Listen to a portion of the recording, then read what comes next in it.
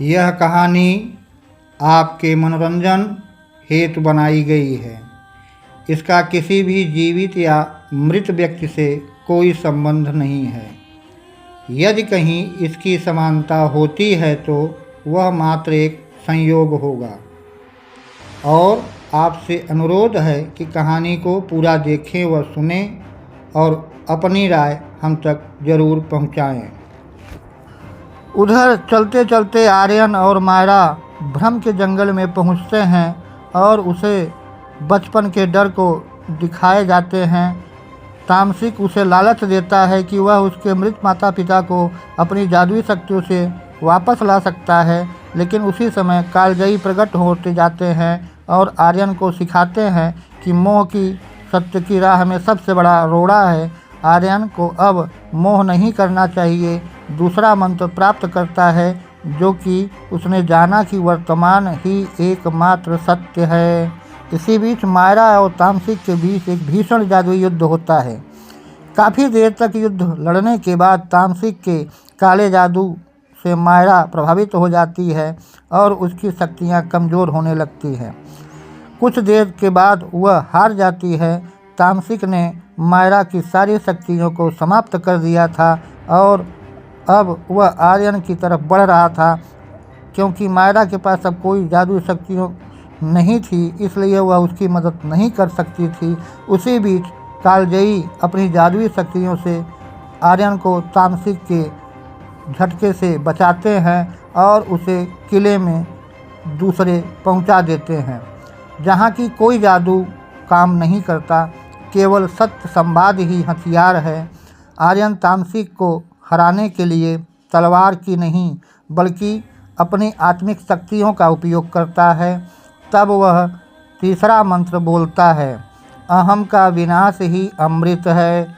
उनके इतना बोलते ही समय चक्र फिर से सही दिशा में घूमने लगता है और दुनिया में फिर से रंगीनपन आने लगता है और तामसिक का जादू समाप्त हो जाने के कारण वहाँ के मानवीय लोगों की भावनाएं भी धीरे धीरे पनपने लगती हैं, जिसे देखकर आर्यन बहुत खुश होता है। अब उसके पास सत्य की अमर दृष्टि है, जिसको पाने के लिए वह बहुत लोग तरसते हैं, जो कि आर्यन को मिल जाता है।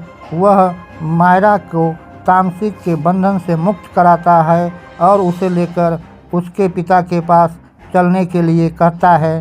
रास्ते में वह मायरा का और भी बात जान पाता है और वादा करता है कि इधर तुम न होती तो आज मैं जिंदा न होता। तुम्हारा बहुत बड़ा एहसान है और इसलिए मैं तुम्हारे ही कारण इस चीज़ को प्राप्त कर सका। इस मकसद में कभी भी कामयाब नहीं होता। मायरा कहती है कि तुम्हारे विश्वास के कारण ही हम इस मकसद में कामयाब हुए हैं। जिसका भरोसा हमें पिताजी ने दिया था, वह सबसे ज़्यादा ईरानी को धन्यवाद देती है, जिसने वक्त रहते उन दोनों को बचाया था और यह बताया कि मायरा और यह दोनों एक सहेली हैं। हम सब साथ में रहते थे और इसी चीज़ का इंतज़ार करते थे कि कब कोई ऐसा नौजवान आए जो रंगीन दुनिया वापस ला सके।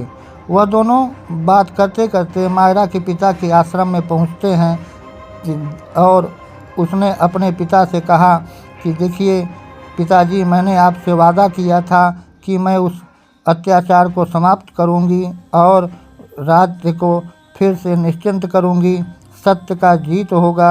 यह जवान जो आपने बताया था, मैंने इसे खोजा और वास्तव में यह बहुत वीर है, जिसके तहत आज हम लोग उस कालजयी के मंत्रों का सही प्रयोग कर रहे हैं और तामसिक विद्याओं का समाप्त हो जाना ही आपका जो मकसद था वह पूरा करने में आर्यन ने पूरा सहयोग दिया है।